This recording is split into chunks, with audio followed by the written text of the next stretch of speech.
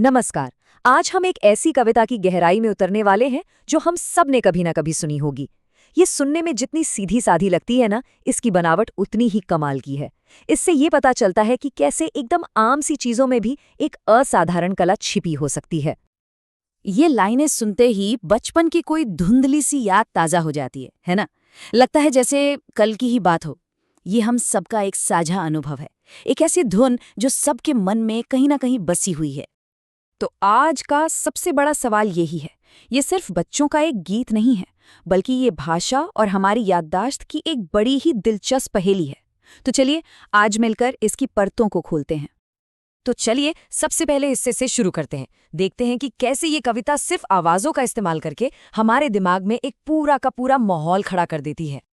कविता का अनुभव शुरू होता है इन शब्दों से, टिप टिप। और कमाल की बात पता है क्या है?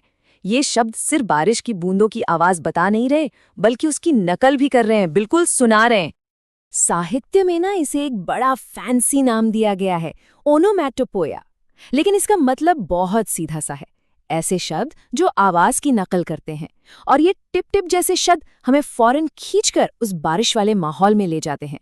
मतलब ये सिर्फ बारिश के बारे में बताना नहीं है, ये तो बारिश को सुनाना है। जरा इस कविता में आवाजों के क्रम को देखिए, कितनी खूबसूरती से ये हमें एक सफर पर ले जाती है। पहले दूर से बादलों की गड़गड़ाहट सुनाई देती है, फिर पास में गिरती बूंदों की टिप टिप, और फिर अंत में भीगने का वो पर्सनल एहसास। बस कुछ ही शब्दों में एक पूरी कहानी कह दी। अच्छा, तो कहानी यहाँ खत्म नहीं होती। अब आता है एक जबरदस्त मोड़। नजरिया अचानक बदलता है और हमें एक बहुत बड़ी तस्वीर दिखाई जाती है। ये बिल्कुल वैसा है जैसे कोई कैमरा धीरे धीरे जूम आउट कर रहा हो। देखिए, कविता जमीन पर गिरी हरी घास से शुरू होती है, फिर ऊपर पेड़ों तक जाती है, और फिर और ऊपर छतों को भी अपने में समेट लेती है। एक सिस्टमैटिक तरीका है ये, और इसका असर कमाल का है।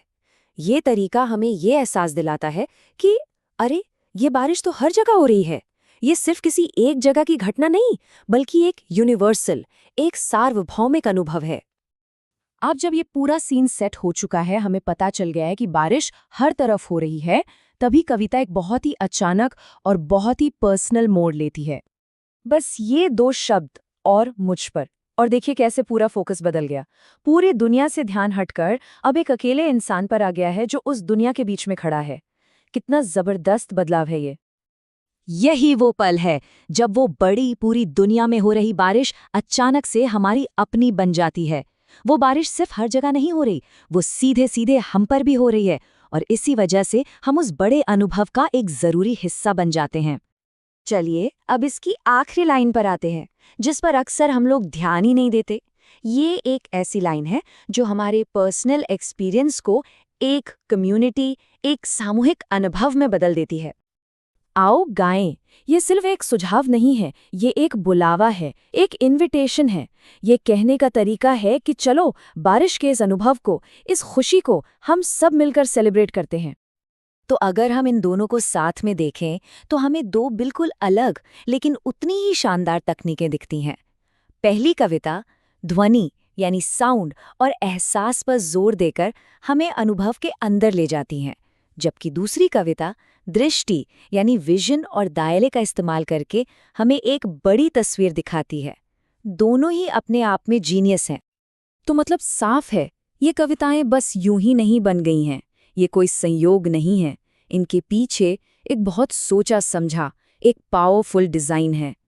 ये साहित्य के बेहतरीन नमूने हैं, जिन्हें ज़्यादा से ज़्यादा असर डालने के लिए ही बनाया गया है। और अंत में बस एक सवाल, अगली बार जब कोई ऐसी सीधी सादी कविता सुनने को मिले तो ज़रा रुकिएगा और सोचिएगा, क्या पता उन सरल से लगने वाले शब्दों में एक पूरा का पूरा ब्रह्मांड छिपा हो।